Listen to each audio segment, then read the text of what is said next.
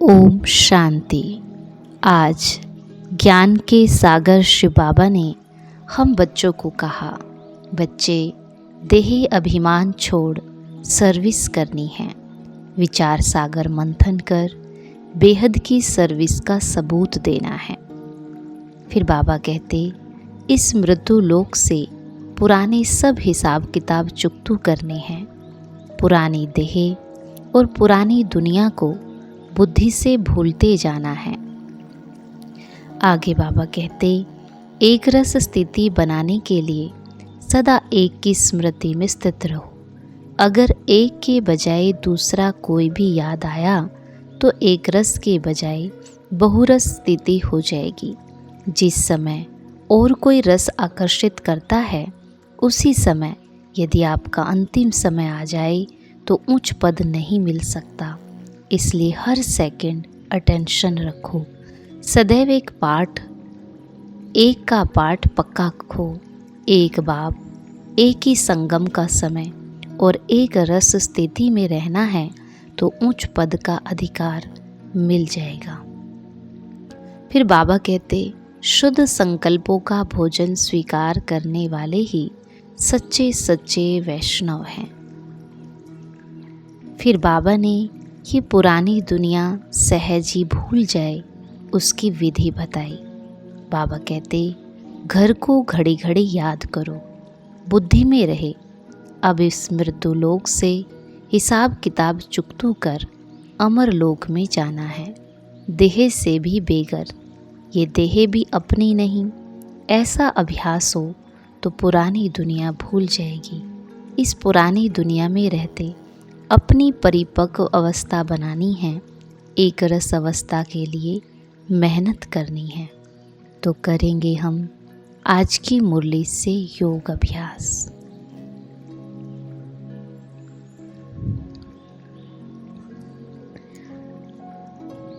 याद करें अपनी भक्ति के वो दिन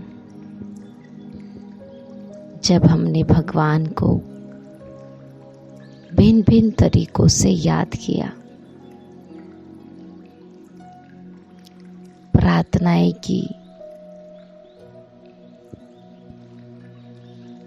हाथ जोड़कर मन से घंटों घंटों तक उसको याद करने का प्रयत्न किया।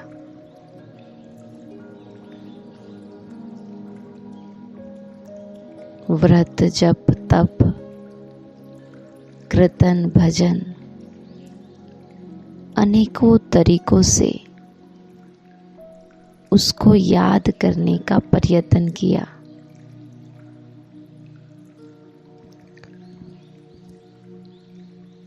उसके सामने अर्जियां लगाई, हे भगवान, हम पर रहम करो। हे भगवान, हमारे पापों को नष्ट करो। हे भगवान, हमें इस दुख की दुनिया से ले जाओ।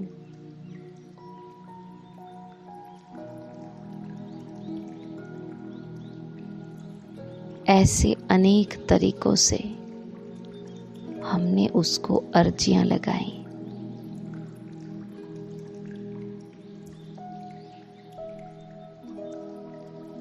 कहीं उसकी महिमा करके गीत और भजन गाए।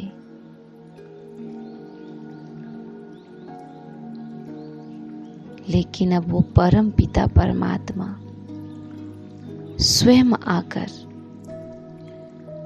हमें दुखों से मुक्त होने की विधि बता रहे हैं, पापों को नष्ट करने का तरीका बता रहे हैं, खुद ही खुद पर कैसे रहम करे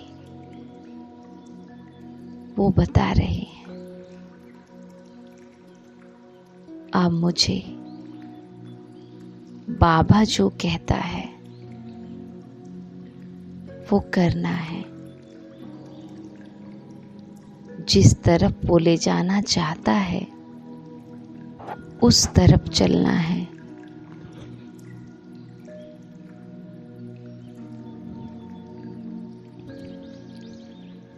अब अपने मन को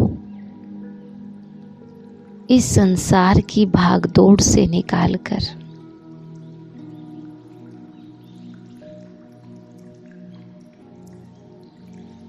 बस उसको याद करना है।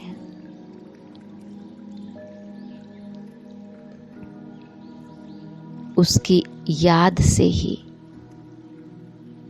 मुझ आत्मा के पापों का नाश होगा।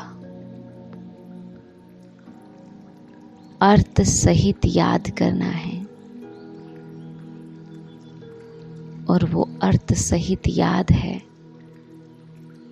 खुद को आत्मा समझकर फिर परमात्मा पिता को याद करना,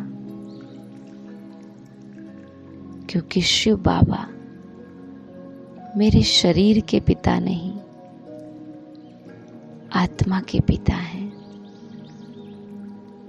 मेरा उनके साथ दैहिक रिश्ता नहीं है, आत्मिक रिश्ता है। इसीलिए खुद को स्मृति दिलाए कि मैं एक ज्योति हूँ, प्रकाश हूँ और मैं इस संसार में आई हूँ।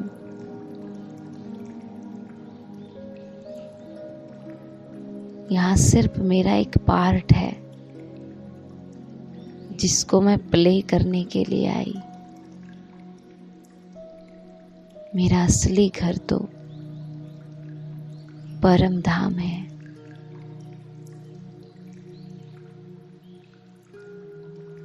ये संसार मेरे लिए सिर्फ एक मुसाफिर खाना है और मैं आत्मा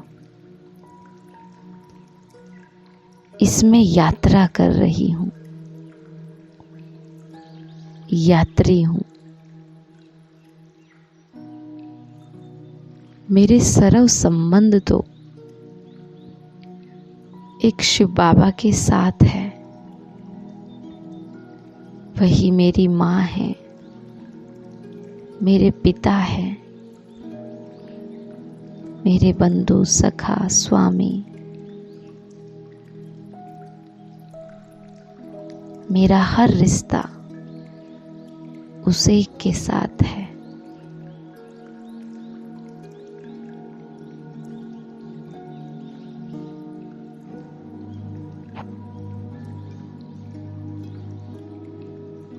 इस संगम युग पर मुझे परमात्मा साथ मिला, परमात्मा के साथ सब रिश्तों का सुख मिला। इसीलिए इस संगम युग के महत्व को समझ सदा एक बाबा की याद में रहकर सर्व संबंधों के फल का अनुभव करना है।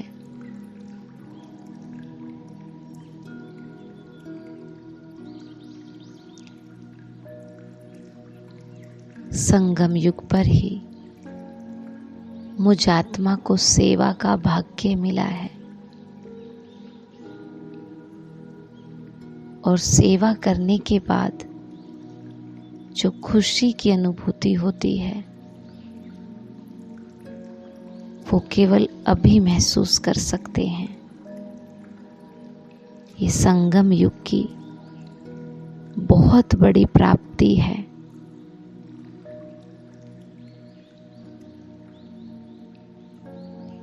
अगर अभी भी मैंने इस फल को नहीं खाया तो फिर कभी नहीं खा सकती।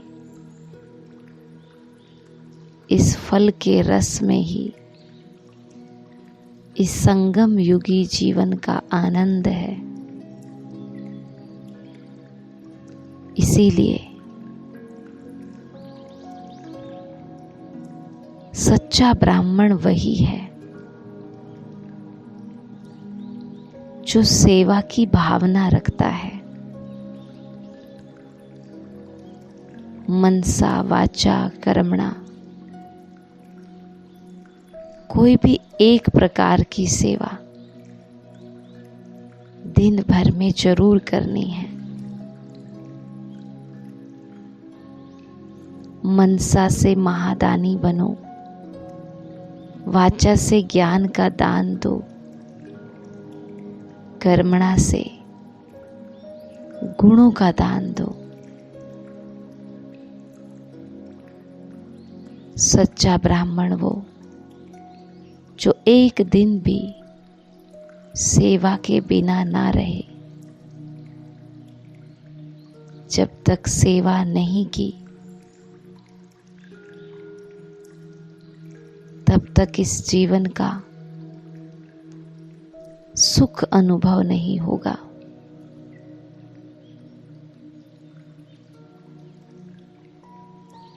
क्योंकि सेवा का प्रत्यक्ष फल खुशी है। इसीलिए आज से पक्का करें कि कोई ना कोई सेवा जरूर करनी है, चाहे तन से करे, मन से करे, धन से करे, लेकिन सेवा का ये भाग्य हमें जरूर लेना है।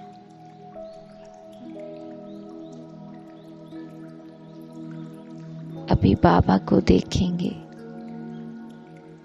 और कुछ समय के लिए उसके स्वरूप को देखते रहेंगे,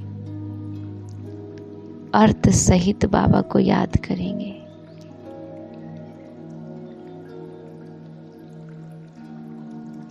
बाबा की याद हमारे में शक्ति भरती है और उन्हीं शक्तियों से हम अपने विकर्मों को दग्ध करते हैं। तो देखते रहें बाबा को।